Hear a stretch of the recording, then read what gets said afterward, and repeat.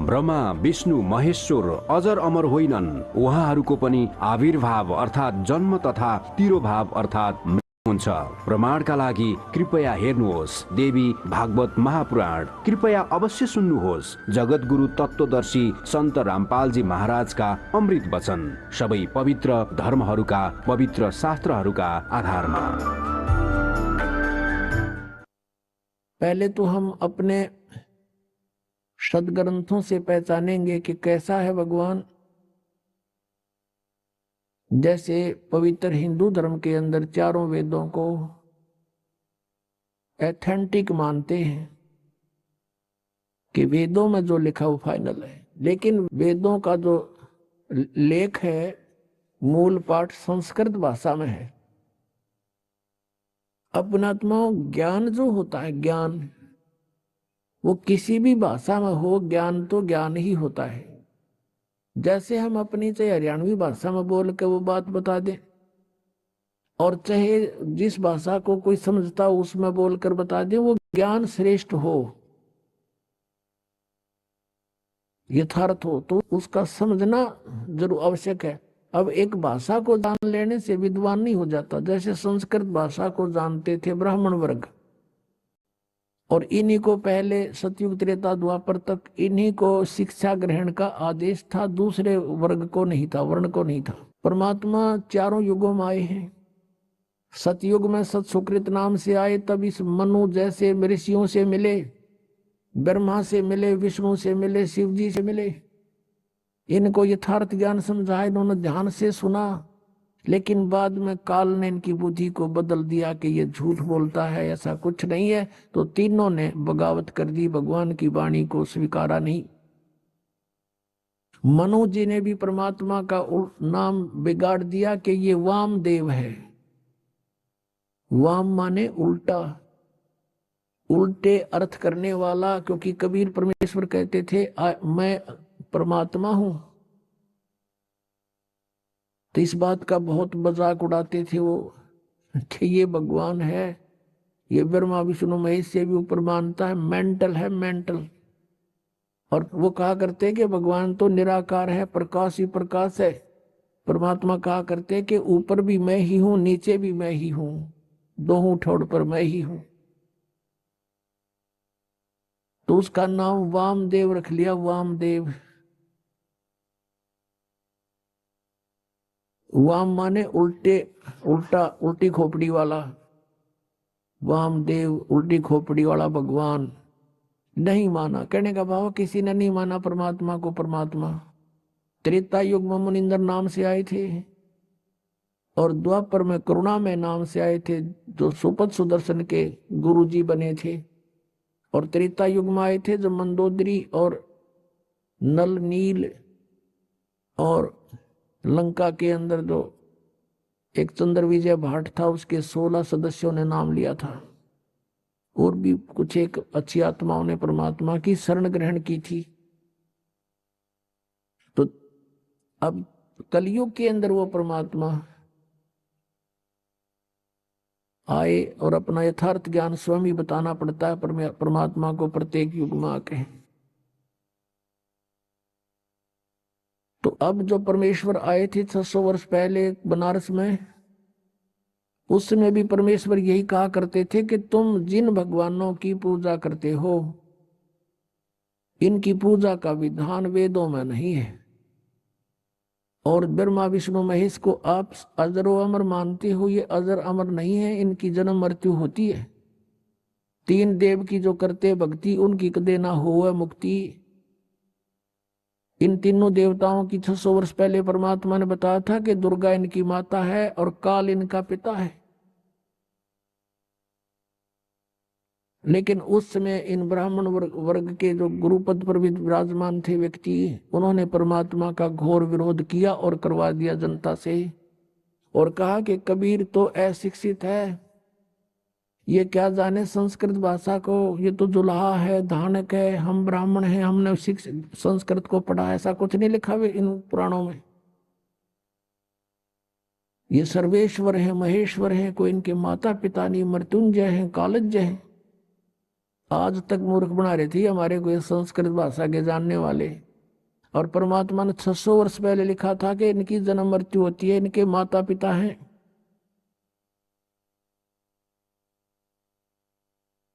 अब पहले तो परमात्मा के उस सूक्ष्म वेद में दिखाते हैं आपको कि परमात्मा ने 600 वर्ष पहले ब्रह्मा विष्णु महेश के बारे में क्या टिप्पणी करी थी, और आज फिर उन पुराणों में ज्यों की त्यों पाई। जब हम शिक्षित हो गए, समझन जोगे हो गए, अब देखिएगा। अब ये है कबीर सागर। अब कितना मोटा ग्रंथ है, अब देखना इसको, इसके अंदर दिखाते हैं आपको। अब ये है कबीर सागर। अब कितना मोटा ग्रंथ है, अब देखना इसको, इसके अंदर दिखाते हैं आपको। ये है कबीर सागर, संपूर्ण 11 भाग, खेमराज श्री कृष्ण दास प्रकाशन बंबई, यहां से ये प्रकाशित है। और इसका यहां लिखा है सत कबीर सागर, ज्ञान सागर प्रथम खंड, कबीर पंथी भारत पथिक, स्वामी युगलानंद बिहारी द्वारा प्रस्कृत। मुद्रक प्रकाशक हैं खेमराज श्री कृष्ण दास, अध्यक्ष श्री वेंकटेश्वर प्रेस, खेमराज श्री कृष्ण दास मार्ग मुंबई। ये ज्ञान बोध और बोध सागर, ये चैप्टर अध्याय है इसमें कबीर सागर में। ये सूक्ष्म वेद है और इसके 21 पृष्ठ पे है। यहां देखिएगा, धर्मदास ये जग बोरा ना, कोई न जाने पद निर्वाण, यही कारण मैं कथा पसारा, जग से कहिए राम नियारा। ये नाम गलत लिखा, मिसप्रिंट है। यही ज्ञान जग जीव सुनावो, सब जीवों का भरम नसावो, अब मैं तुमसे कहूं चिताई, ही तेरे देवन की उत्पत्ति भाई। तेरे तीनों भगवानों का जन्म बताता हूं, जन्म पोथी, जन्म पत्री, इनकी जन्म तिथि। कुछ संक्षेप कहूं गहुराई, सब संशय तुम्हारे मिट जाई। भरम गए जग वेद पुराना, आदि राम का वेद न जाना। आदि राम है ये, राम राम सब जगत बखाने, आदि राम कोई बिरला जाने। सब राम राम अल्लाह अल्लाह कर रहे हैं, गॉड गॉड। आदि राम यानी सनातन परमात्मा को कोई नहीं जानता। ये राम है, नाम नहीं, सब गलत विस्फोट है ये। ज्ञानी सुने सो हृदय लगाई, मूर्ख सुने तो गम ना पाई। अब ब्रह्मा विष्णु महेश के तीनों देवताओं के माता पिता बताता हूं। माँ अष्टंगी पिता निरंजन, ये जमदारुण वंशन अंजन। पहले कीन निरंजन राई, पीछे से माया उपजाई। माया रूप देख अति शोभा, देव निरंजन तन मन लोभा। कामदेव धर्मराय सताए, देवी को तुरंत दर खाए। पेट से देवी करी पुकारी, हे साहेब में मोह करो उबारी। टेर सुनी सतगुरु तय आए, अष्टंगी के बंध छुड़वाए। धर्मराय को हिकमत कीना, नख रेखा से भग कर लेना। धर्मराय करे भोग विलासा, माया को रही तब आशा। ये धर्मराय काल को भी कहते हैं। ये काल ज्योत स्वरूपी निरंजन काल या ब्रह्म कहो, ये दुर्गा का पति है। और ब्रह्मा विष्णु महेश इन दोनों के संयोग से उत्पन्न हुए परमात्मा बता रहे हैं। तीन पुत्र अष्टंगी जाए, ब्रह्मा विष्णु शिव नाम धराए। होय होय, तीन देव विस्तार चलावे, इनमें यो जग धोखा खावे। पुरुष गम कैसे कोई पावे, काल निरंजन जग भरमावे। तीन लोक अपने सुत दीन्या, सुन निरंजन बासालीन्या। तीन अपने पुत्रों को तीन लोक, पृथ्वी लोक, स्वर्ग लोक और पाताल लोक दे करके स्वयं वो गुप्त रहता है 21 में अपने ब्रह्मांड के ऊपरले किनारे पर। अलग निरंजन सुन ठिकाना, सुन यानी ऊपर, वो कम प्लेस में या अलग स्थान बनाकर रहता है। और ब्रह्मा विष्णु शिव भेद न जाना, अलख निरंजन सुन ठिकाना। ब्रह्मा विष्णु शिव भेद न जाना, तीन देव सो उसको ध्यावे, निरंजन का वे पार न पावे। अभी तक ब्रह्म की प्राप्ति ब्रह्मा विष्णु महेश को नहीं होली। अलख निरंजन बड़ बटपारा, तीन लोक जीव कीन आहारा। तीनों लोकों के जीवों को खाता है ये, बड़ा ठग है। बटपारा मान छली व्यक्ति है ये। ब्रह्मा विष्णु शिव नहीं बचाए, सकल खाए पुन दूर उड़ाए। कहते ब्रह्मा विष्णु महेश अपने पुत्रों को भी खाओगा ये आखिर में। तिनके सुत हैं तीनों देवा, आंध्र जीव करते हैं सेवा। तीन के पुत्र हैं, तीन यानी इनके ब्रह्मा विष्णु महेश जो हैं काल और दुर्गा के पुत्र हैं। और ये अंधर जीव, अंधे जीव इन ब्रह्मा विष्णु महेश की पूजा करते हैं। अंधे माने ज्ञानहीन। अकाल पुरुष काहू नहीं चीन्या, काल पाए सभी गैलीना। कहते तीन देव और असुर अवतारा, ताको भजे सकल संसारा। तीनों गुण का ये विस्तारा, धर्मदास मैं कहूँ पुकारा। गुण तीनों की भक्ति में ये भूल पड़ो संसार, कह कबीर निज नाम बिना कैसे उतरो पार। तीन देव की करते भक्ति, उनकी कदे ना हो वह मुक्ति। कबीर परमात्मा जी 600 वर्ष पहले कहा करते थे ये ज्ञान। और इन संस्कृत भाषा के जानने वालों ने कहा था कि कबीर जी तो अनपढ़ हैं, अशिक्षित हैं, ये संस्कृत भाषा को कैसे समझ सकते, ये झूठा है, कपटी है, झूठ बोलता है। ऐसा घोर विरोध करा दिया परमात्मा का। वो सितम ढाए परमात्मा के ऊपर। उनका इतिहास सुनाएंगे आने वाले समय में, जब भी ये कई दिन का सत्संग करेंगे अगले,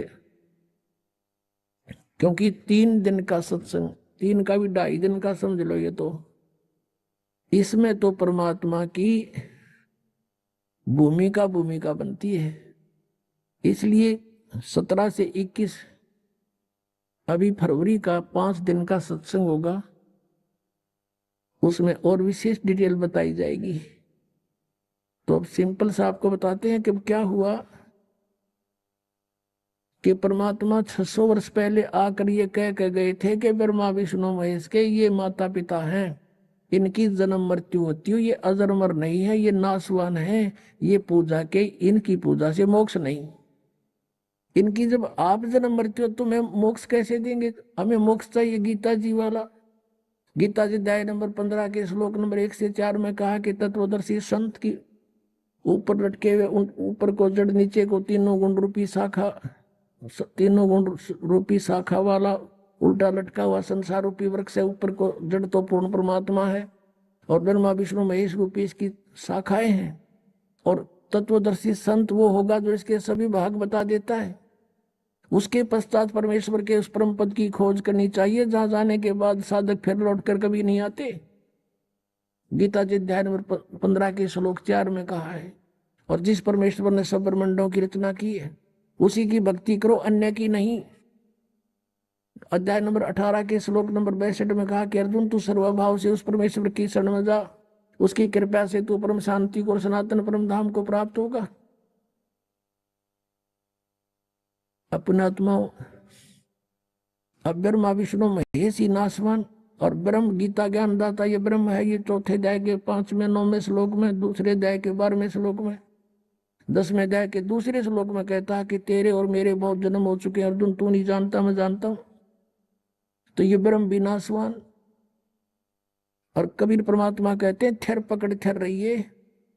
अब जैसे आपने किसी टहनी को पकड़ कर ऊपर उठना चाहा हुआ, नीचे आके टेकेगी तो उसके साथ ऊपर कैसे जाओगे?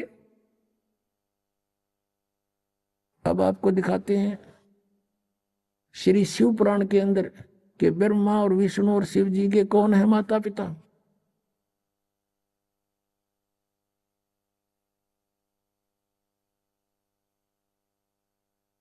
पुण्यात्माओं, यदि ये सदग्रंथ आज भी संस्कृत में होते तो ये दास भी आपके रूबरू नहीं कर सकता है सच्चाई को, भले ही आप शिक्षित हो चुके हो। अब पुराण भी अनुवाद उन्हीं के द्वारा किया हुआ, गीता प्रेस गोरखपुर वालों से, और उनमें स्पष्ट लिखा हुआ है। और इनके आज तक समझ में नहीं आई ये कहानी के है। इनके माता पिता लिख रखे और आज तक हमें नहीं बता पाए, क्योंकि कहते हैं मोती मुक्ता दर्शत नाई, ये जगह सब अंदरे, दिखत के तो नैन चश्मे इनका फेरा मोतिया बंदरे। इनका मोतिया बंद हो रहा था, किसी का मोतिया बंद हो जाए आंखों में, आंखें स्वस्थ दिखाई देती है। जैसे इसको खूब दिखता होगा, पर उसने दिखता कती नहीं। तो ये दिखे थे विद्वान संस्कृत भाषा बोला करते, हमने देखे इधर सोचा कि मैं ऋषि हूं, इन्हें घोट रखी है, पुराण सारे संस्कृत बोल रहे हैं। आज देखा वेदों और गीता के बारे में इनको कह का पता नहीं था, इन विद्वानों को, मंडलेश्वरों को, महर्षियों को। और परमेश्वर ने आके 600 वर्ष पहले जिसको ये अशिक्षित कहा करते थे कि वो क्या जाने वेदों और ग्रंथ, सदग्रंथों के और पुराणों के बारे में, संस्कृत भाषा जानता नहीं। परमात्मा ने संस्कृत भाषा की आवश्यकता नहीं, वो सारी भाषाओं को समझते हैं। और जो उन्होंने जो अपने द्वारा रची हुई सृष्टि और सारा कुछ उसके सामने रचा गया, तो वो सब कुछ ठीक बोलेगा। अब देखो शिव पुराण, संक्षिप्त शिव पुराण, गीता प्रेस गोरखपुर से प्रकाशित, संपादक हनुमान प्रसाद पोदार, प्रकाशक में मुद्रक हैं गीता प्रेस गोरखपुर, गोविंद वन कार्यालय कोलकाता का संस्थान। इसके 98वें पृष्ठ से हम पढ़ना शुरू करेंगे। रुद्र संहिता 98वें पृष्ठ के बिल्कुल नीचे आते हैं। 5वां अध्याय का यह अंत है, एंड है। अपने पुत्र नारद की यह बात सुनकर लोग पिता में ब्रह्मा वहां इस प्रकार बोले। ये 5वां अध्याय समाप्त हुआ। इसका आगे यहाँ प्रकरण शुरू हो जाता 6 में। ब्रह्मा जी ने कहा, ब्रह्मन अपने पुत्र नारद से कहा, देव शिरोमणे, तुम सदा समस्त जगत के उपकार में लगे रहते हो। तुमने लोगों के हित की कामना से बहुत उत्तम बात पूछी है। जिसमें समस्त चराचर जगत नष्ट हो गया था, सर्वत्र अंधकार ही अंधकार था, कुछ भी नहीं था। उस समय तत् सद ब्रह्म, इस श्रुति में जो सत सुना जाता है एकमात्र वही शेष था। ये 99वें पृष्ठ पे पढ़ा पाना। अब 100 पृष्ठ पे आते हैं। ये 100 पृष्ठ पे है, यहाँ नीचे आते हैं। जिस परब्रह्म के विषय में ज्ञान और अज्ञान पूर्ण उक्तियों द्वारा इस प्रकार विकल्प किए जाते हैं। अब ब्रह्मा जी का ज्ञान सुन लो। कुछ ज्ञान, कुछ झूठा, कुछ सच्चा, यानी ज्ञान अज्ञान दोनों के विषय जो हमने सुना है वो बता रहा हूं। उसने कुछ काल के बाद द्वितीय की इच्छा प्रकट की, उसके भीतर एक से अनेक होने के संकल्प उदित हुए। तब उस निराकार परमात्मा ने अपनी लीला शक्ति से अपने लिए मूर्ति की कल्पना की। ये कहे निराकार हो ब्रह्म, और फिर कहते हो मूर्ति बन गया। वो छुपा रहता है। गीता जी अध्याय नंबर 7 के श्लोक 24-25 में ये काल बोल रहा। गीता कहता मैं अपनी योग माया से छुपा रहता हूँ, सबके सामने नहीं आता। तो ये क्या करता, अपने कभी शिव के रूप में, अपने पुत्र के रूप में, कभी किसी को ब्रह्मा के रूप में दर्शन देता है। अब यहाँ ब्रह्मा इसीलिए कह रहा है कि वो तब उस निराकार परमात्मा ने अपनी लीला शक्ति से अपने लिए मूर्ति की कल्पना की। वो आकार में आया, क्या बना, जो मूर्ति रहित परम ब्रह्म है। ये ब्रह्म को परम ब्रह्म बोल रहा है। उसी की मूर्ति भगवान सदाशिव है। युग काल जो है सदाशिव रूप में प्रकट हो गया। अर्वाचीन और प्राचीन विद्वान उन्हीं को ईश्वर कहते हैं। एक उस समय एकाएक ही रहकर स्वेच्छानुसार विहार करने वाले उन सदाशिव ने अपने विग्रह से स्वयं ही एक स्वरूप भूता शक्ति की सृष्टि की, यानी अपने शरीर से एक स्त्री निकाली। ये न्यू कहना चाह रहा है ब्रह्मा। जबकि आपने सृष्टि रचना के अंदर परमेश्वर के द्वारा बताई यथार्थ ज्ञान सुना हुआ है, वो सच्चाई है। उसका कुछ मिलता जुलता ज्ञान ये दे रहा है। उनके अपने श्रीअंग से वो कभी अलग होने वाली नहीं थी। उस पराशक्ति को प्रधान प्रकृति गुणवती माया बुद्धि तत्व की जननी तथा विकार रहित बताया गया है। दुर्गा को प्रकृति भी कहते हैं, प्रधान भी कहते हैं। अब याद रखना, गीता जी के 14वें अध्याय के अंदर उत्पत्ति बताएंगे जो ब्रह्मा और विष्णु जी की। ये प्रधान और प्रकृति दुर्गा के लिए कहा है। यहाँ देखना, वह शक्ति अंबिका कही गई है। उसी को प्रकृति, सर्वेश्वरी, त्रिदेव जननी, नित्ता और मूल कारण भी कहते हैं। त्रिदेव जननी, ओह, तीनों भगवानों, तीनों देवताओं की, ब्रह्मा विष्णु महेश की माता। परमात्मा ने कहा है, अब मैं तुमसे कहूं चिताई, त्रिदेवन की उत्पत्ति बाई 600 वर्ष पहले आज से, और यही आज यानी पुराणों में विद्यमान है। त्रिदेव जननी, नित्ता, मूल कारण भी कहते हैं। सदाशिव द्वारा प्रकट की गई उस शक्ति की 8 भुजाएं हैं। कति क्लियर कंसेप्ट हो गया। नाना प्रकार के आभूषण उसके अंगों की शोभा बढ़ाते हैं। वह देवी नाना प्रकार की गतियों से संपन्न और अनेक प्रकार के अस्त्र शस्त्र धारण करती है। वो एकाएक नहीं होने पर भी वह माया संयोग वसात अनेक हो जाती है। जैसे इस दुर्गा ने 3 रूप धारण किए थे, सावित्री, लक्ष्मी और पार्वती का, और समुद्र में छुप गई थी, अलग भी रही थी। ये एक सिद्धि बहुचोल्य धारा एक सिद्धि होती है। और वे जो सदाशिव हैं उनको परम पुरुष ईश्वर, शिव, शंभु और महेश्वर कहते हैं। ये काल की डेफिनेशन बताई जा रही है, यहां देखना, यहां क्लियर हो जाएगा 101 पृष्ठ पे। यहां देखना, वे अपने सारे अंगों पर भस्म रमाए रहते हैं। उन काल रूपी ब्रह्म ने, सदाशिव कहो, काल रूपी ब्रह्म कहो, एक समय शक्ति के साथ, नाथ नहीं, शक्ति सहित यानी दुर्गा के साथ शिवलोक नामक क्षेत्र का निर्माण किया था। उस उत्तम क्षेत्र को काशी कहते हैं। वह परम निर्वाण या मोक्ष का स्थान है, जो सबके ऊपर विराजमान है। वे प्रिय और प्रियतम शक्ति और शिव जो परमानंद स्वरूप है, उस मनोरम क्षेत्र में नित्य निवास करते हैं। शक्ति और शिव यानी काल और दुर्गा, यो सदाशिव काल, काल रूपी ब्रह्म और दुर्गा शक्ति। काशीपुरी परमानंद स्वरूपणी है। मुने शिव और शिवा ने, काल रूपी ब्रह्म और दुर्गा ने प्रलय काल में भी कभी उस क्षेत्र को अपने सानिध्य से मुक्त नहीं किया है।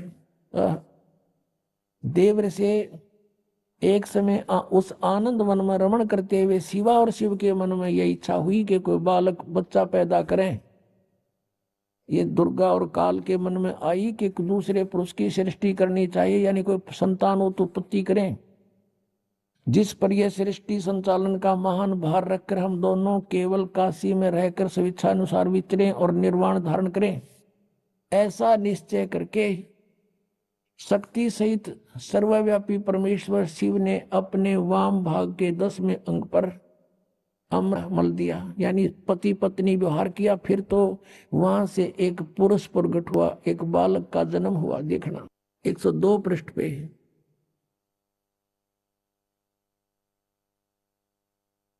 अब शिव बोले, वत्स बेटा, व्यापक होने के कारण तुम्हारा विष्णु नाम विख्यात हुआ। उसका विष्णु नाम धर दिया दुर्गा और काल से उत्पन्न बच्चे का। ये हो गया जन्म काल, दुर्गा और काल से विष्णु ईषद हुआ शिव पुराण ने। और ये 5500 वर्ष पहले की लिखी हुई पुस्तक है, आज की नहीं। अब यहाँ देखना, ये 6वां अध्याय समाप्त हो गया। अब 7वें में क्या लिखा है? ब्रह्मा जी कहते हैं, देवर से तत्पश्चात कल्याणकारी परमेश्वर सांब सदाशिव ने पूर्ववत प्रयत्न करके जैसे विष्णु को जन्म दिया, उत्पन्न किया, मुझे भी अपने दाहिने अंग से उत्पन्न किया। अपनात्मा,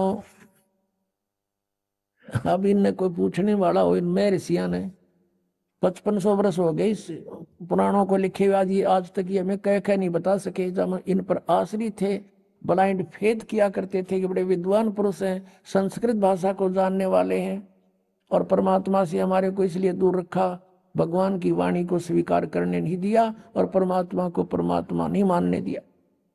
ये मां शत्रु रहे हमारे ये अज्ञानी नीम हकीम गुरु, चाहे वो किसी धर्म मजहब के रहे हैं।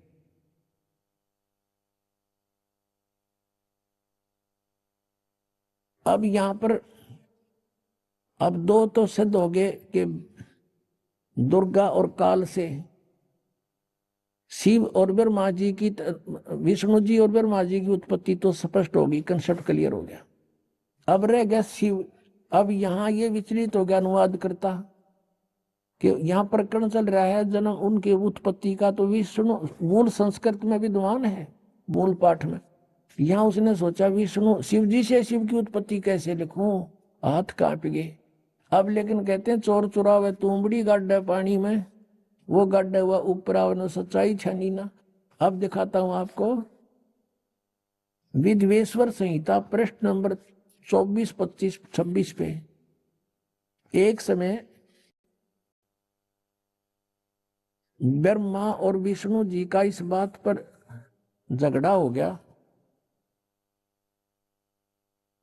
ब्रह्मा जी कहते, मैं विष्णु जी को कहते मैं तेरा बाप, और विष्णु जी कहते मैं तेरा बाप। अब युग इनको ऐसा भ्रम क्यों हुआ? क्योंकि काल ने प्रतिज्ञा कर रखी है कि मैं अपने वास्तविक शरीर रूप में कभी किसी को दर्शन नहीं दूंगा। तो साधकों ने साधनाएं की, हठयोग किया, किसी को ब्रह्मा के रूप में दर्शन दे दिया। जो त्रिलोक इसका पुत्र ब्रह्मा साक्षात सबको दिखाई देता है, देवता है। तो सबने मान लिया कि ब्रह्मा ही सर्वशक्तिमान है, यही परमात्मा हमने समाधि में देख लिया, ये छुपाए हुए अपने आप को, सब उसके गुणगान करने लगे। ऐसे किसी को उसने विष्णु जी के रूप में दर्शन दे दिए, किसी को शिव के रूप में। तो कोई कहता नहीं विष्णु जी सर्वशक्तिमान है, कोई कहता नहीं शिव जी सर्वशक्तिमान है, यही भगवान है, ये छुपाए रहे अपने आप को। तो इनका भ्रम हो गया कि हम भगवान हैं। तो इन दोनों ने आपस में झगड़ा कर दिया। तो ऊपर से इस काल ने इनके बीच में एक सफेद पिलर खड़ा कर दिया, जिसको शिवलिंग बोलते हैं। तेजों में से चमक निकली बहुत की। तो ये हैरान रह गए, युद्ध बंद कर दिया, उसको देखने लगे ऊपर नीचे जाकर। फिर यू काल प्रकट हो गया शिव के रूप में, अपने पुत्र शिव के रूप में, और इन दोनों को फिर शिक्षा देने लगा। देखिएगा विद्वेश्वर संहिता, ये संक्षिप्त शिव पुराण, प्रश्न नंबर 24-25 पे यहां देखिएगा विद्वेश्वर संहिता। और यहां आते हम, ये दोनों देखो भगवान ब्रह्मा और विष्णु लड़ रहे थे, इनके बीच में ये पिलर खड़ा कर दिया स्तंभ।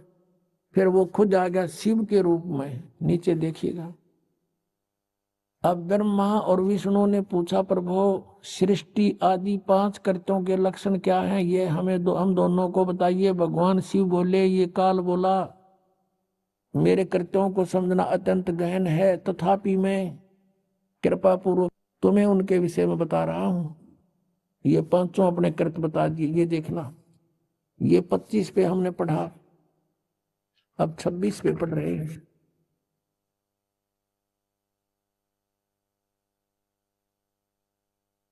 पुत्रों, अब ये काल कहता है ब्रह्मा और विष्णु जी को, पुत्रों तुम दोनों ने तपस्या करके प्रसन्न हुए मुझ परमेश्वर से सृष्टि और सतीथि नामक 2 कृत्य प्राप्त किए हैं।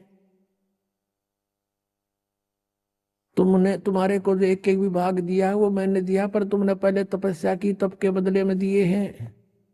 ये दोनों तुम्हें बहुत प्रिय हैं। इसी प्रकार मेरी विभूति स्वरूप रुद्र और महेश्वर ने, ये मैं नहीं, अन्य 2 अन्य उत्तम कृत्य संहार और तिरोभाव मुझसे प्राप्त किए हैं। अब देखो 4 हो गए, ये 2 तो ये हो गए तुम दोनों ने, ब्रह्मा और विष्णु जी, और रुद्र और महेश्वर, और बोलने वाला 5वां सिद्ध हो गया, इनका पुत्र है। अब पुण्यात्माओं,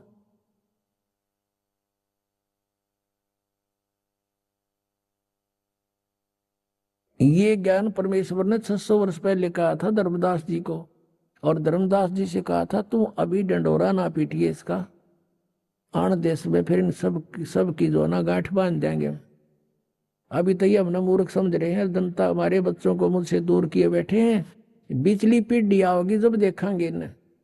अब सब अक्का बक्का रह गए, अब इनके पास कोई जवाब नहीं। जनता इनसे प्रश्न करती है कि तुम कहाँ सोया करते, मैं ऋषि हो, ये तुमने बैठा बैठा दिया, सारे समाज में भूत बना दिए, शास्त्र विरुद्ध ज्ञान सुना दिया। अब इनके बीड़ी धरती हो, पृथ्वी होगी, इनको मुश्किल माचेगी। सारे पंथाड़ा ने देख लिए। अब ये टीवी पर चलता है, पुस्तक भेज रहे हैं बड़ा बना करके, इसको पढ़कर समझदार बुद्धिमान समाज, आज कोई बालक नहीं है, गॉड गिवन माइंड आज के बच्चों में। अभी न पता ही ना था, कोई विकल्प नहीं था, कोई तुलना करने का कोई तरीका किसी ने बताया नहीं, किसे तुलना करें किसके ज्ञान की। आज ये कंसेप्ट क्लियर करके धर दिया, माप के देख लिए सबने। ये ISI मार्क है जो दास ज्ञान देता है, सब सदग्रंथों में प्रमाणित है। अब वो पूछ रहे हैं उन गुरुओं से, उनको मुश्किल माच रही है, और बुद्धिमान लोग भाग भाग करा रहे हैं। कबीर परमात्मा कहते हैं कि डूबे थे पर उबरे, गुरु के ज्ञान चमक, और बेरा देखा दरदरा उतर चले फड़क। कबीर परमात्मा हमें समझाना चाहते हैं, इन मूर्ख गुरु के पीछे लाग रहे हो, और जब सतगुरु का ज्ञान सुना देखा है तो डूबो होगा हमने।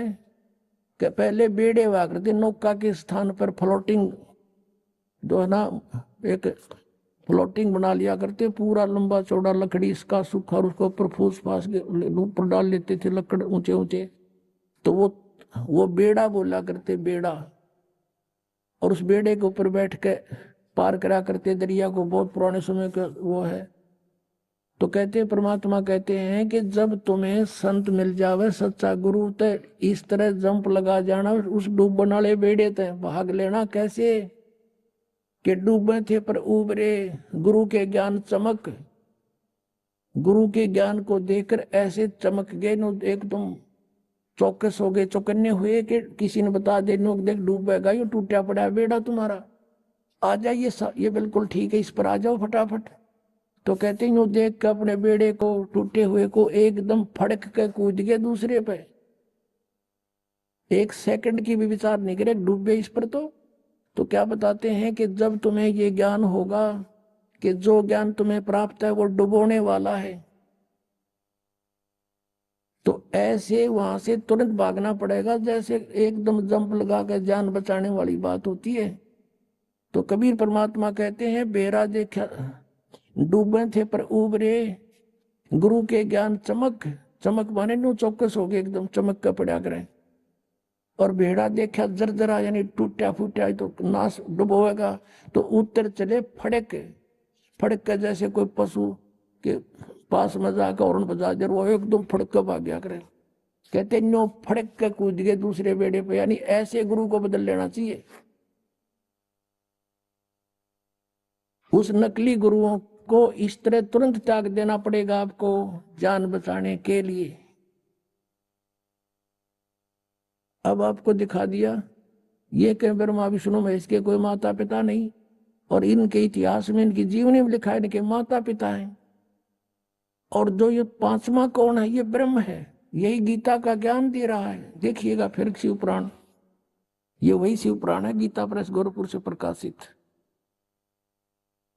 अब हम उसको पढ़ रहे हैं, 26 पृष्ठ पे आप पढ़ रहे हो, विद्वेश्वर संहिता। अब हम यहाँ आगे थे पढ़ते पढ़ते कि पुत्रों तुम दोनों ने तपस्या करके प्रसन्न हुए मुझ परमेश्वर से सृष्टि और सतीथि नामक 2 कृत प्राप्त किए हैं, ये दोनों तुम्हें बहुत प्रिय हैं। इसी प्रकार मेरी विभूति स्वरूप, मेरे स्वरूप में मेरे जैसे शरीर वाले रुद्र और महेश में भी ने भी 2 उत्तम कृत संहार और तिरोभाव मुझसे प्राप्त किए हैं।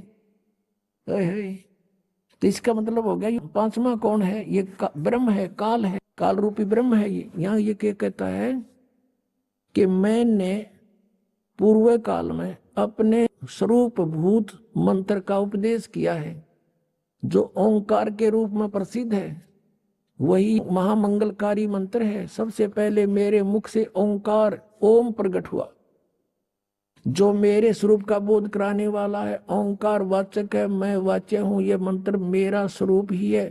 प्रतिदिन ओंकार का निरंतर स्मरण करने से मेरा ही सदा सिमरण होता है। तो ओम का जाप ब्रह्म का है, काल का है।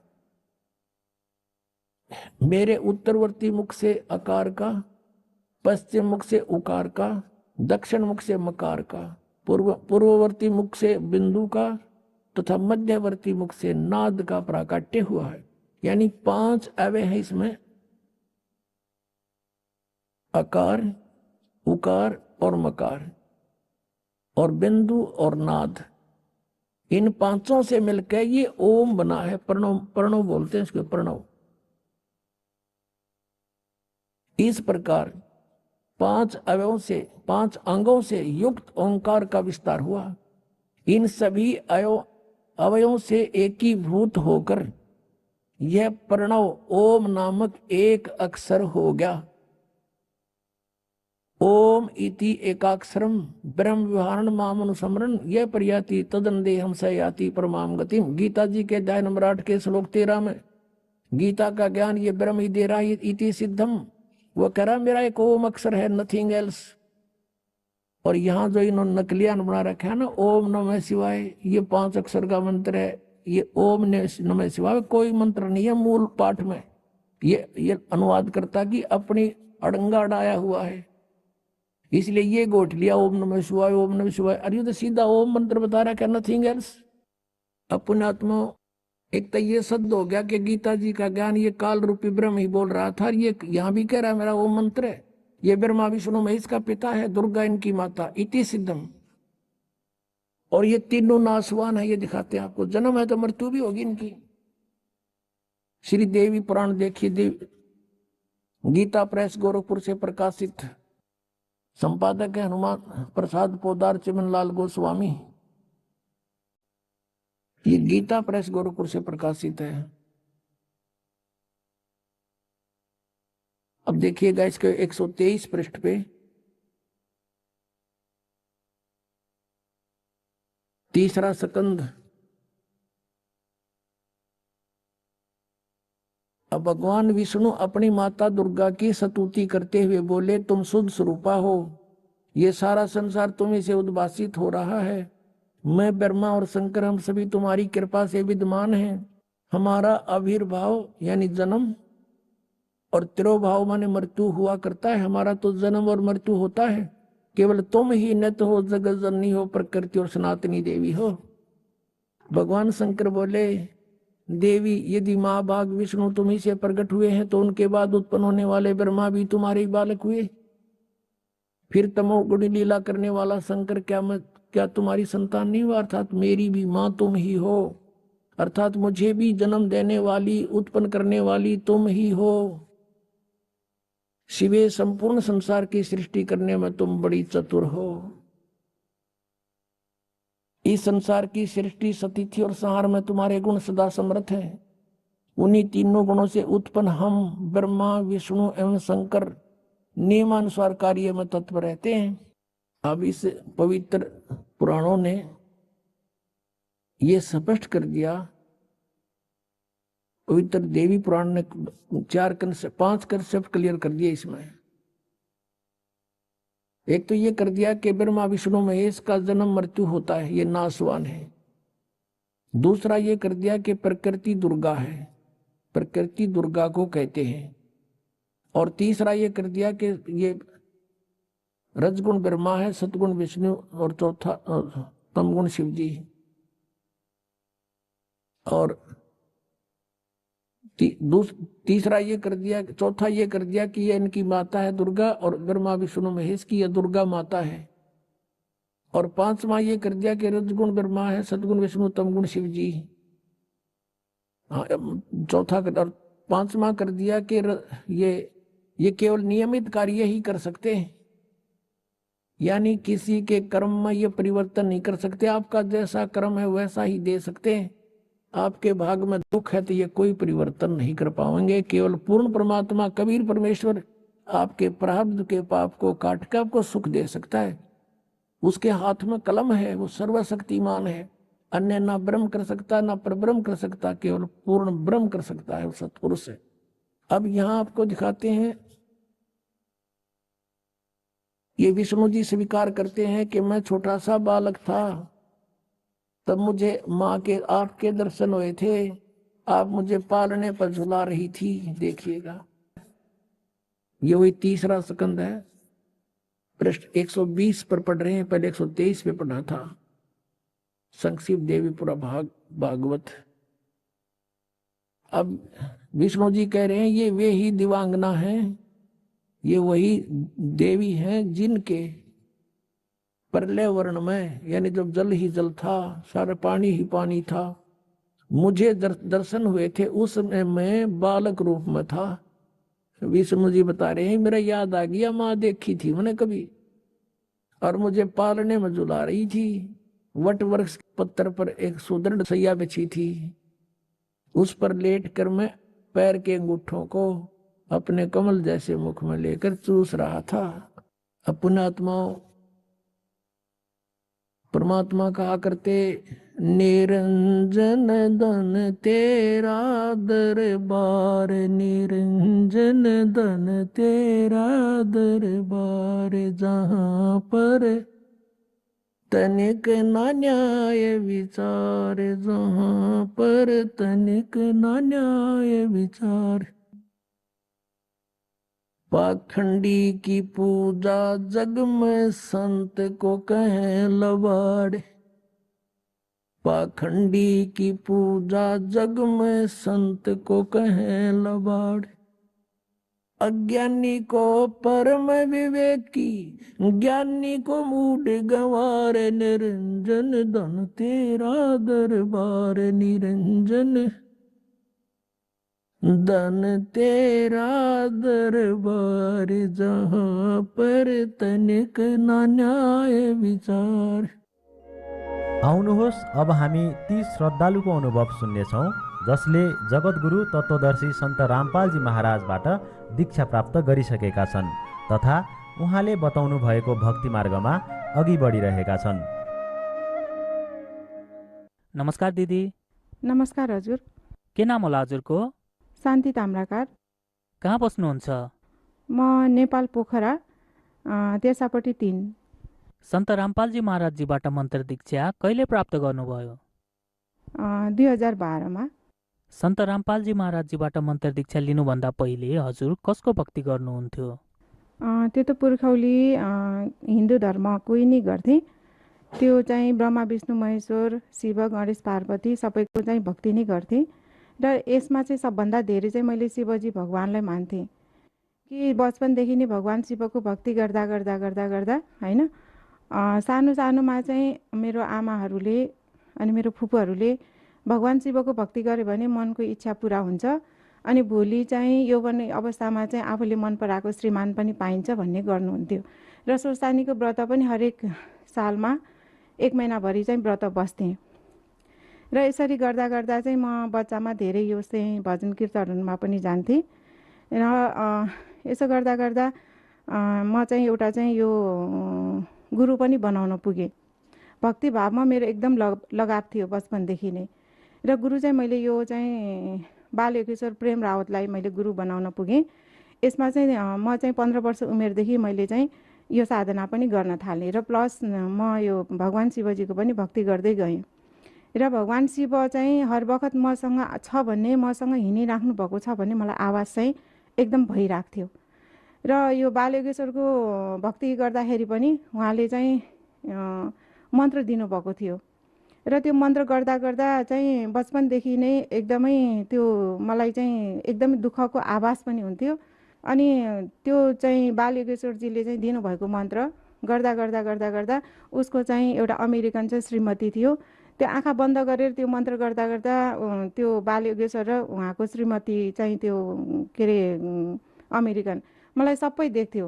उहाँहरू डुङ्गामा गएको खेलेको यस्तो गएँ यताउता हिँडेको सबै देख्थेँ मैले अनि मैले भन्थेँ कि म सपनामै यो दुर्गा माता आयो भनेर चिच्याउँथेँ। त्योसम्म भएको थियो।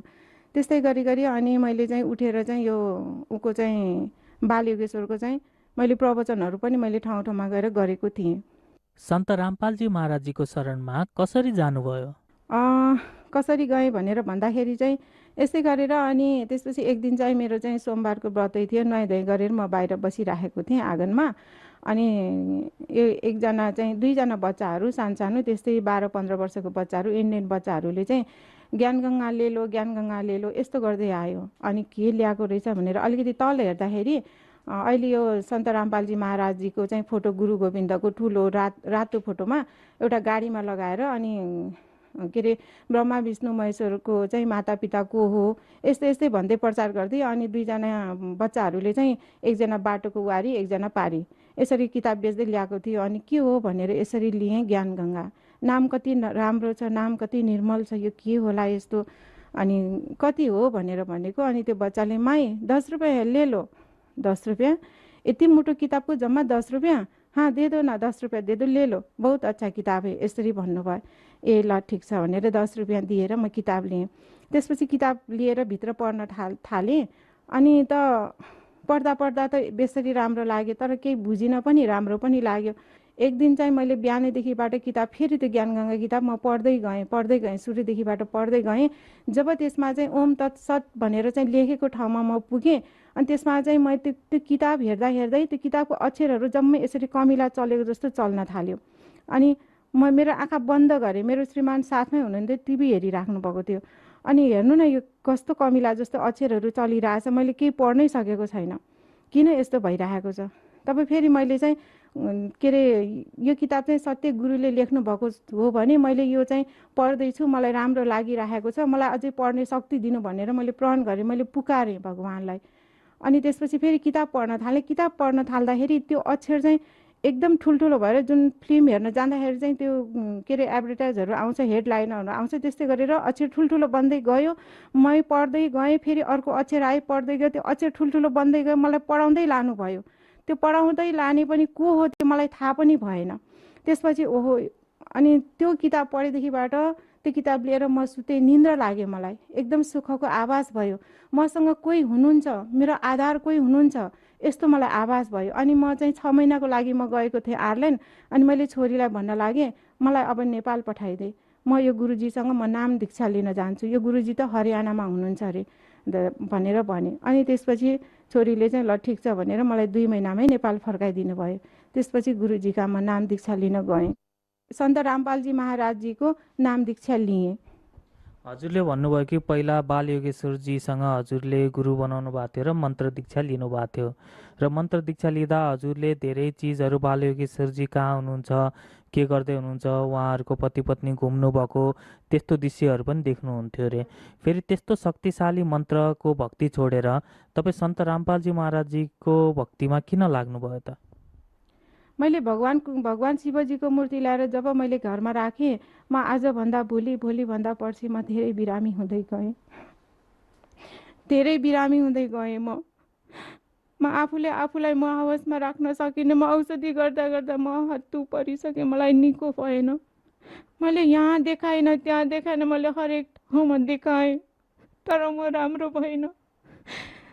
सन्त रामपालजी महाराजको किताबमा एउटा चाहिँ नियम थियो, भक्ति गरेपछि, यो मन्त्र लिएपछि कुनै कर्मकाण्ड गर्नु हुँदैन, कुनै आजा पूजा गर्नु हुँदैन।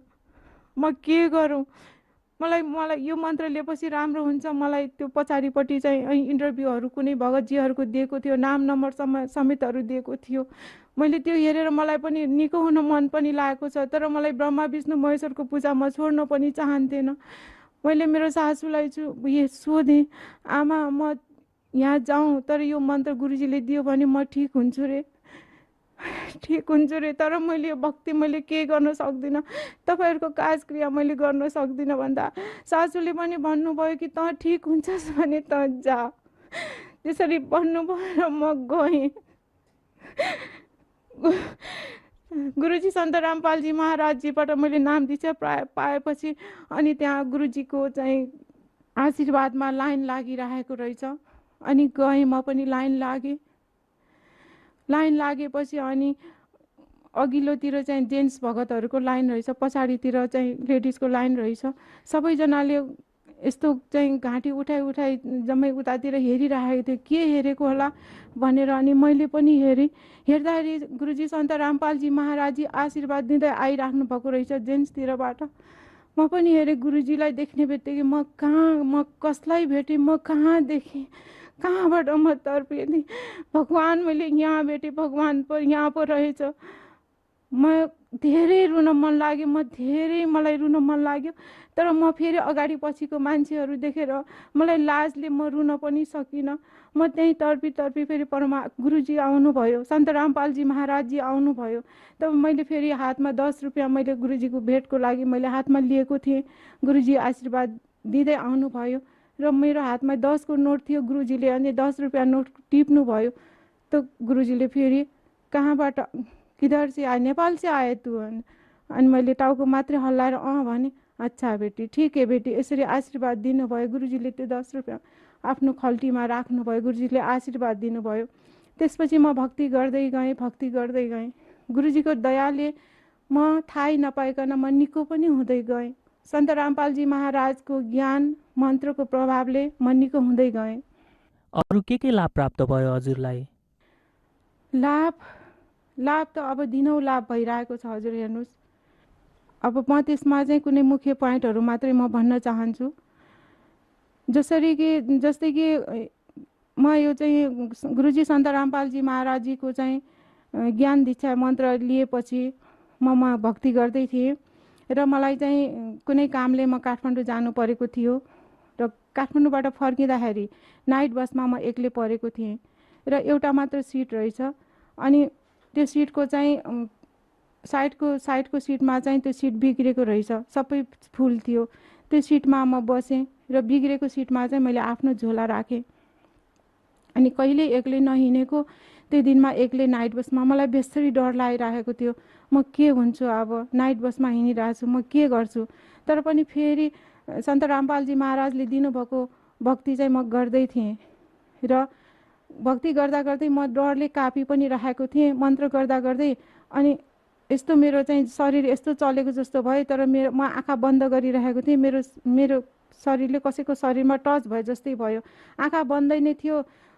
सन्त रामपालजी महाराज चाहिँ त्यो बिग्रेको सिटमा आएर बस्दिनु भयो। आँखा बन्दै थियो। गुरुजीको वस्त्र चाहिँ सेतो थियो अनि कालो इष्टकोट थियो र सेतो पगडी लगाउनु भएको थियो।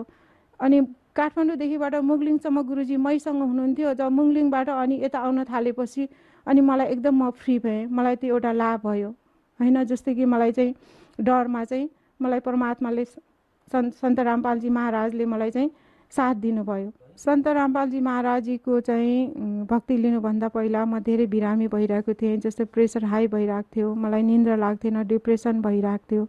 मलाई निन्द्रा भनेको पटक्कै लाग्थेन। मलाई एकछिन पनि बच्चाहरू घर आउन ढिला भयो भने मलाई डरले म काँप्थेँ अनि मेरो हुने नहुने मेरो सोचहरू आउँथ्यो। यो पनि मेरो चाहिँ गुरु सन्त रामपालजी महाराजीको चाहिँ मन्त्रको प्रभावले म ठिक भएँ। बरवाला काण्डपछि पछि 1 वर्षपछि फेरि म चाहिँ हिसारको तारिक गुरुजीको तारिकमा गएको थिएँ। गुरुजीको तारिकबाट चाहिँ फर्किँदाखेरि असारको महिना थियो। हामी एकजना चाहिँ मेरो साथी तारा भक्तमती र म गएको थिएँ र त्यहाँबाट फर्किँदा त्यहाँ गुरुजीको तारिकमा गुरुजीको दर्शन गरेपछि फर्केर आएँ। फर्केर आउँदाखेरि भैरवबाट बस चढेर हामी आएँ नाइट बसमा।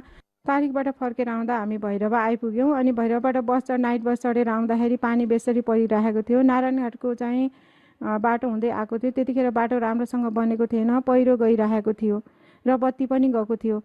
र त्यस्तै हामी गाडीमा आउँदा आउँदै पानी बेसरी परिरहेको थियो। हामीलाई डर पनि लागिरहेको थियो र माथिबाट चाहिँ पहिरो गइरहेको थियो। त ढुङ्गाहरू खस्यो र म आँखा बन्द गरेर परमात्माको चाहिँ जुन मन्त्र दिनुभएको थियो मन्त्र पनि म गर्दै थिएँ र आँखा पनि बन्द थियो। म आधा अधुरी निदाइ पनि राखेको थिएँ। अकस्मात बस भिरबाट खसेको आवाज मलाई भइसक्यो। म आँखा खोल्न सकिनँ। म चाहिँ म सन्त रामपालजी महाराजलाई पुकार्न थालेँ र बस तल खस्दै थियो। बस तल खसेको पनि मलाई थाहा छ। भिरबाट फेरि त्यो बसलाई चाहिँ माथि ल्याएको पनि मलाई थाहा छ। माथि ल्याएर बसलाई डिलमा अड्काउनु भयो। मान्छेहरू बेसरी करायो र त्यो बस ब्रेक लाग्दाखेरि चाहिँ त्यो अगाडिको सिटले चाहिँ म ठोक्किन जाँदाखेरि मेरो आँखामा लाग्यो। अनि त्यसपछि मान्छेहरू त्यो बसबाट ओर्लिन थाल्यो। म चाहिँ बेसरी कामिरहेको थिएँ। बल्ल बल्ल हामी पनि बाहिर ओर्ल्यौँ। अनि ओर्लेपछि चाहिँ त्यसपछि अनि पानी बेसरी परिरहेको थियो। अन्ध्यारो थियो त्यतिखेर। गाडी एउटा पनि थिएन। त्यहीँ हामी अल्पत्रै पऱ्यौँ। अनि फेरि सन्त रामपालजी महाराजलाई पुकार्न थालेँ त फेरि एउटा खाली गाडी त्यहाँ आयो। त्यसपछि हामीले त्यही गाडीमा बसेर चाहिँ मुगलिङसम्म गयौँ। फेरि अर्को गाडी फेरेर पोखरा गऱ्यौँ। अनि त्यहाँबाट भोलिपल्ट फेरि हामी मणिपाल हस्पिटलमा आँखा देखाउन गएँ। आँखा देखाउँदाखेरि चाहिँ डाक्टरले भन्यो कि तपाईँको आँखामा टाँका लगाउनुपर्छ, आँखा फुटेको छ, यस्तो भन्नुभयो। र मेरो आँखाको चाहिँ 5 जना डाक्टरले अपरेसन गर्नुभयो। सिलायो आँखा। 9वटा टाँका भएको थियो र आँखामा पट्टी लगाएर चाहिँ 7 दिनपछि तपाईँ आउनुहोस् भन्नुभयो। अनि मैले डाक्टरलाई सोधेँ, डाक्टर मेरो आँखा त देखिन्छ नि भनेर सोद्धाखेरि 7 दिनपछि नै थाहा हुन्छ, त्यो अहिले भन्न सकिन्न भन्नुभयो। 7 दिनपछि जाँदाखेरि सन्त रामपालजी महाराजजीको मन्त्रको प्रभावले मेरो आँखा ठिक भयो। मैले देखेँ आँखा। यस्तै गरेर म भक्ति गर्दै थिएँ दुःख सुख गरेर। र फेरि मलाई चाहिँ अचानक चाहिँ पेटमा एकदम पेट दुख्यो। पेटमा एकदम पेन भयो। मेरो बेसरी दुख्यो। मलाई एकदम गाह्रो भयो। अनि मलाई चाहिँ मेरो श्रीमानले हस्पिटल लिएर जानुभयो। अनि हस्पिटल लिएर जानुभयो। त्यसपछि अनि मलाई चाहिँ यो नदुख्ने सुईहरू मलाई लगाउन थाल्यो। लगातार मलाई 4वटा नदुख्ने सुई लाउँदाखेरि पनि मलाई दुखाइ कम भएन। म छटपटी राखेँ। म धेरै छटपटिएँ। बिहान साँझ दिउँसो 3टा भिडियो एक्सरे गर्दाखेरि पनि केही पनि देखिएन। मलाई चाहिँ भर्ना गरियो। त्यसपछि अनि दिनमा 2 चोटि त भिडियो एक्सरे गर्थ्यो। तर मेरो पेटमा केही रोग देखिएन, मलाई दुखेर असह्य भयो थियो। स्लाइन चढाइ गरिरहेको थियो। स्लाइनले मेरो मुख अनुहार सबै सुन्निसकेको थियो। अनि त्यसपछि चाहिँ के अरे अनि मणिपाल हस्पिटलमा चाहिँ सिटी स्क्यान गर्न चाहिँ सहारा हस्पिटलको डाक्टरले पठायो। अनि त्यहाँ पठाएर त्यहाँबाट रिपोर्ट लिएर आउँदाखेरि पनि केही पनि देखिएन। अनि मेरो बोल्ने अवस्था मेरो कमजोर भइसकेको थियो। त्यसपछि अनि फेरि मैले चाहिँ सन्त रामपालजी महाराजजीलाई प्रार्थना लगाएँ।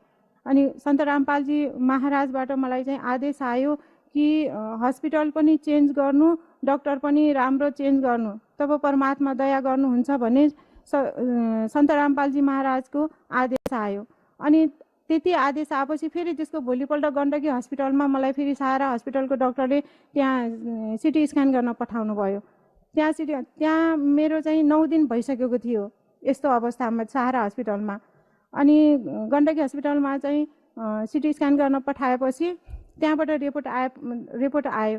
रिपोर्ट आएर डाक्टरले हेर्दाखेरि चाहिँ मेरो पित्त थैली ब्लास्ट भइसकेको रहेछ। त्यसको रिपोर्ट पनि मसँग छ। रिपोर्टमा देखायो कि पित्त थैली ब्लास्ट भइसकेको रहेछ। यो मेरो चाहिँ पित्त थैली ब्लास्ट भएको रिपोर्ट हो। यो हजुरहरू सबैले हेर्न सक्नुहुन्छ हैन। त्यसपछि रिपोर्ट चाहिँ डाक्टरले हेर्नु भएपछि अनि उहाँहरूले भन्नुभयो अब यसको औषधि यहाँ हुँदैन, तपाईँले चाहिँ अर्कै ठाउँमा जानुहोस्, अर्को हस्पिटल जानुहोस् भनेर उहाँबाट चाहिँ त्यहाँबाट मलाई अन्तै पठाइदिनु भयो र पोखराको फिस्टेड हस्पिटलमा मलाई लगेर त्यहाँ भर्ना गरियो। त्यहाँ फेरि दुबारा डाक्टरहरूले चाहिँ मेरो सबै चाहिँ एक्सरेहरू गर्यो, सिटी स्क्यान गर्यो र रिपोर्ट त्यही आयो। अनि आज चाहिँ 9-10 दिन भएर पनि आजसम्म कसरी बाँचेछ भन्ने उहाँहरू सबै छक्क पर्नुभयो र मेरो इमर्जेन्सी चाहिँ 10 दिनको दिनमा अपरेसन भयो। र उहाँहरूले चाहिँ मलाई भन्नुभयो कि म डराइ पनि राखेको थिएँ र सन्त रामपालजी महाराजजीलाई म पुकारी पनि राखेको थिएँ, म रोइ पनि राखेको थिएँ। तब मेरो चाहिँ त्यहाँ अपरेसन भयो। अनि मलाई चाहिँ आइसियुमा राख्दाखेरि चाहिँ गुरुजी सन्त रामपालजी महाराज मलाई एकदमै आभास थियो, गुरुजी मैसँग हुनुहुन्छ। मलाई खानामा यस्तो भएको थियो कि मलाई पानी धरि गनाउँथ्यो। म पानी एक चम्चा पनि म निल्न सकिरहेको थिएन। तर गुरुजी अगाडि बसेर गुरुजी भन्नुभएको थियो, पिले बेटी पानी पिले। अनि खाना खान मन लाग्थेन, खाले बेटी खाले, खाना परेगा खाले। यस्तो गुरुजीको मलाई आवाज भइरहेको थियो। हर पल, हर घर, हर क्षण मलाई गुरुजी मेरो साथमा हुनुहुन्थ्यो। मलाई सबै निको भयो। मलाई निको भएको देखेर सबै डाक्टरहरू पनि छक्क परे र मेरो चाहिँ सबै टोल छिमेकीको साथीहरू पनि सबै छक्क परे। र म यसरी आज चाहिँ तपाईँहरूको सामुमा इन्टरभ्यू दिइरहेको छु। सद्गुरु सन्त रामपालजी महाराजजीको ज्ञानको प्रभावले, मन्त्रको प्रभावले म आज जिन्दा छु।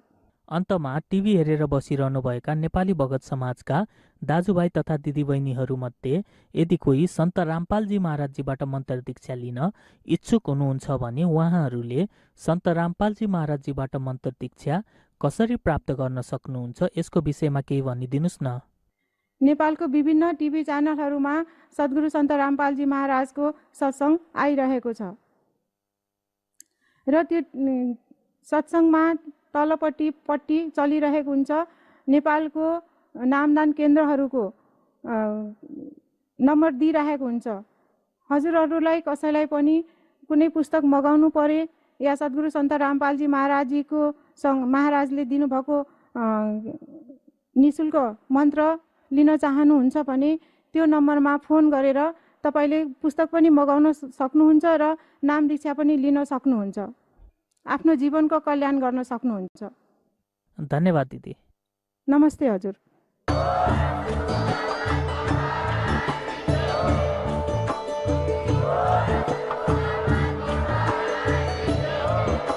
तपाईं सुन्दै हुनुहुन्थ्यो जगद्गुरु तत्त्वदर्शी सन्त रामपालजी महाराजजीको मङ्गल प्रवचन। अधिक जानकारीका लागि भिजिट गर्नुहोस् हाम्रो वेबसाइट www.jagadgururampalji.org।